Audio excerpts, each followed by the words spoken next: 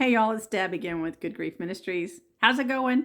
Hey, I know I hadn't posted in a couple of weeks, so I thought I better get my act together and get back together with you. And I want to share something with you tonight. I've been thinking about um, what I talked about in one of the last videos about reaching one and the importance of one, and why instead of looking at the world issues and thinking there's just no way I can make a difference in this mess. Um, if we just change our mindset a little bit, we just might be able to make a difference. If each one of us have in our mind to make a difference in the life of one person each day, can you imagine the magnitude of that? The momentum that we would have together? I've been thinking about that.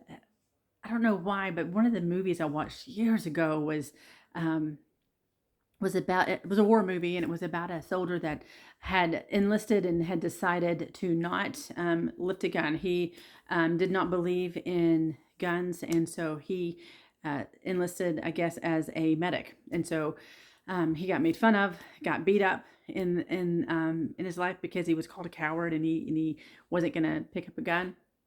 Well, anyway, the gist of the movie is he ends up, because of the war that was going on, he ends up saving like 60, 70 soldiers in his platoon, and um, totally made a difference in the lives of all of these men. What he did when they had to go up to this battle, all of these men were getting really badly hurt and killed. And so he was going up this ridge and saving one at a time. So he'd go up and he'd grab one body and he would bring it down to safety. And then before he'd go back up, he would say this quick prayer, and he would just say, Lord, give me one more. Give me one more. And so he would just focus on one. He'd go back up, he'd find another body, he'd bring it down to safety, and then he would say again, Lord, give me one more. And he would go back up, find one, bring it down. And before you know it, he had saved all of the lives of these men. And I've been thinking about the significance of that in our lives, because sometimes it does seem like that we are in a battle, doesn't it? Um, we could have that same mindset, really, if you think about it. In the morning when we wake up, we could just ask God to help us. Show me one. Put one person in my life that I can make a difference in. It could be a very small thing, right? Or it could be a larger thing. It doesn't matter. But if we ask for some help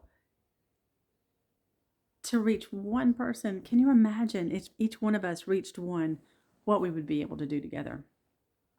So I know that life is really difficult, and sometimes we don't know what to do, so we don't do anything. I want to encourage you to just ask God to help you reach one today. And then tomorrow morning, when we wake up and our feet hit the floor, guess what? We're going to ask God to help us reach one more. And together we can absolutely make a difference. And I'm going to share this verse with you. Of course, I've got one that is very significant with this topic. It's in Galatians. Galatians is in the New Testament.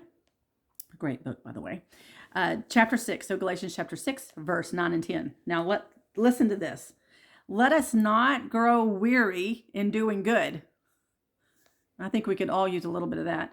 Let us not grow weary while doing good, for in due season we will reap if we do not lose heart. So we can't give up. You just wake up and you do it again. You make a difference in the life of one. And then the next day, when you wake up, your feet hit the floor, we're going to do it again. The next verse says, therefore, as we have the opportunity, let us do good to all, especially to those who are of the household of faith. So it's saying, let us do good to all. That's my challenge to you. Let us do that one at a time.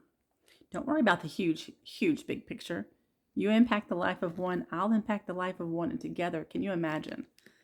Can you imagine what we could do? So that's what I want to leave with y'all. Galatians 6, 9 and 10. All right? So in the morning when you wake up, say a quick prayer. Ask God to just send someone your way. And you'll know, and you'll think, well, that's the one. Listen, have a great evening and have a wonderful week. I love you. Take care. I'll talk to you next time. Okay? Bye.